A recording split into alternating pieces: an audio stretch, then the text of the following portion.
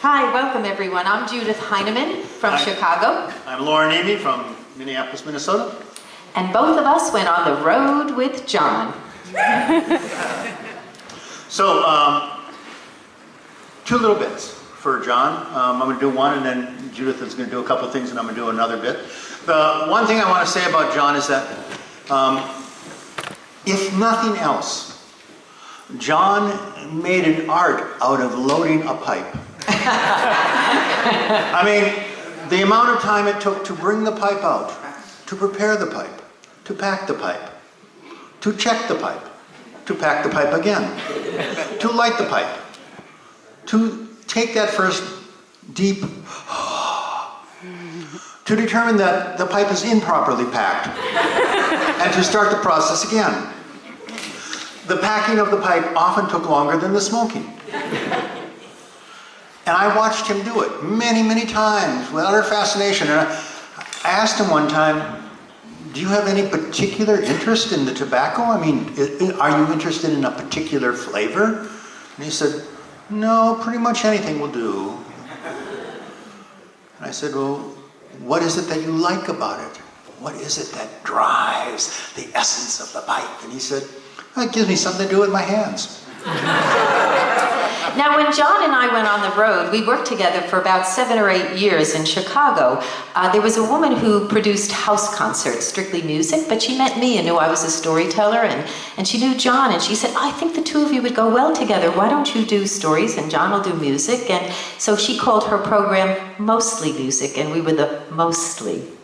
And when it was my turn to drive, we would share when we went on to gigs. We performed at many places, and through a Rothschild Family Foundation grant, we went to over 100 senior centers and nursing homes.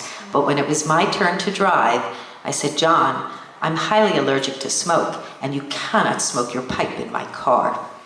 Well, he was okay about it, but the second he got out of the car, he would take that barrel of the pipe, he would knock it on his heel, and he would do what Loren just described. And even if it was one drag, the pleasure he got out of that one drag right before we went in to do our show. Shall I continue? Go ahead. And so we would tour together, and the old people would unfurl, and they would listen to his stories, and John was a bard in the true bardic tradition. You know, once upon a time, there was no separation between the musician who played music and told stories and the storyteller who played music.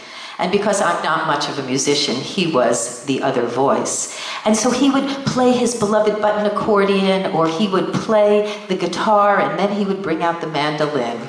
And just like old songs that you hear over again, 100 times I heard this joke, and some of you heard it this afternoon. And he would bring out the mandolin, and people weren't sure what it was. And he would say, well, you know, once upon a time there was a big round belly on the mandolin, and the mandolin player often had his own belly, and then he couldn't quite get the notes right because the mandolin would wobble a little bit. And then John would go in for the punchline and say, well, you know, it was a lot easier to take the belly off the mandolin than off the mandolin player. And he would brandish his beautiful little mandolin. And then I'd go into a story. And this story just popped out at me, and I thought that it might resonate with the family and those of you who are here. And a friend of mine, Gail Rosen, adapted it from an Irish tale called The Headley Cow, and made it a Jewish story, actually, and it's called The Demon of Dubrovna. There was a little old woman who lived in a village, a shtetl, a little village in Eastern Europe, and she was always called in when a new child would be born or an old soul would go out of this world to the world beyond, because her hands were cool and calm and her words were comforting. And when an old soul was about to leave, not only were her words comforting, but so was her silence. And then one evening she was called to the bedside of a very wise old soul who was about to depart from this world. And she sat by him all night so that he could come to terms with his friends and his enemies. And the women always made sure that this old woman got home before dark, because you see, there was a demon that plagued this village. And they said, no, you can't go out on the road now. It's dark. It's just a few hours before the sun comes up. Why don't you just stay? And you never know who you're going to meet on the road. And she said, demons, they don't want anything with me. They want brides on their wedding nights. They want babies on their first day on this earth. What do they want with an old woman who's stooped and white-haired? I'm going. The moon was shining. It shone on her path, and off she went. And there, after she'd gone a few feet, she saw an iron pot with a lid. She said, who would leave an iron pot on the side of the road? It probably has a hole in it, but it doesn't matter. She said, it's a bissel mazel, which means good luck. Can you say that, a bissel mazel? A bissel mazel. And she said, if it has a hole in it, I could use it to plant herbs. That would be a bissel mazel, a bit of luck. And so she decided to see what was in it. And when she lifted the lid, there were golden coins, and it shone like the fat on top of chicken soup. And she said, and she took her shawl off and she put it around it. She started to drag it home, and she got tired and she sat down for a moment, and I'm just going to admire those gold coins. When she lifted the lid, they were no longer gold coins, they were silver pennies. Oh, a bissel mazel. A bissel mazel, a fine bissel mazel. What would I have done with those gold coins? I could have given them to the rabbi to fix the roof of the synagogue, but maybe people would say I stole them. No, pennies are much better. I know just whom to give it to.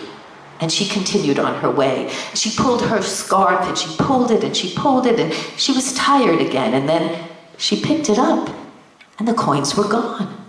There was a piece of iron. Oh, she said, isn't this wonderful? It's a bissel mazel, a fine bissel mazel, a rare bissel mazel. I could give it to the blacksmith, and he could make something, give me a few grosh and a few coins, and I'll have some bread and cheese for the week.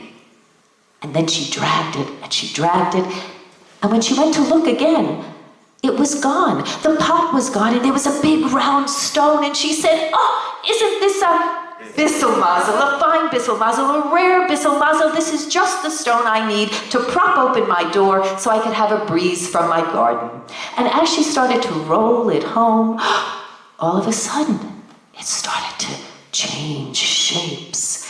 And the demon was appearing, and it had 2 heads and 5 legs, and a tail that whipped, and eyes with red fire, and it hissed flames, and it started to whinny and scream and bray. And she said, isn't this a bissel mazel? Look, the demon of Dubrovna, right here in front of me, and me so close.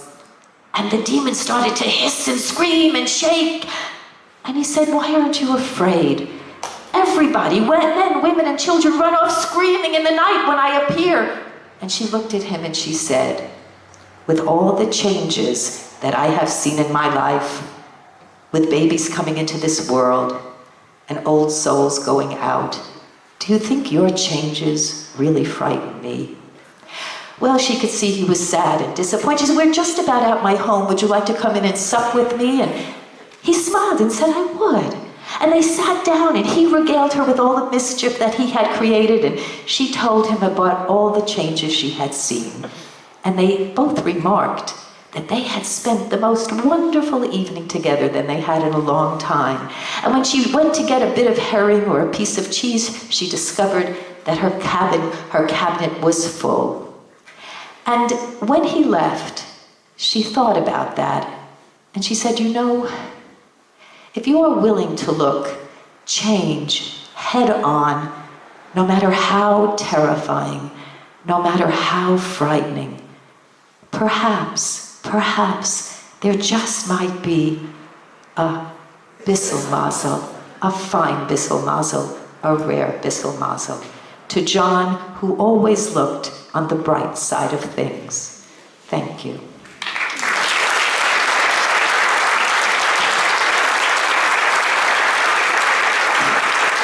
So we would be remiss if we did not have an Ole and Lena joke. And I'm going to do my favorite Ole and Lena joke, which I heard from John, and which I told it at the memorial service, and damn it, it's still good. After a long courtship, Ole and Lena got married, and they were driving through Duluth, and They went up Skyline Drive and they parked the car and they were looking down at the harbor and the lights and the bridge and Superior.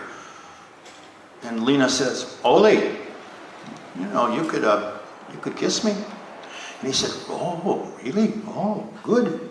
And he gave her a little peck on the cheek, and she said, Ole, you know, we're married now. And he put his hand on her knee, and she kind of giggled, and she said, Ole, we are married now. You could go further. So he started the car and drove to Two Harbors. Thank you. Thank you.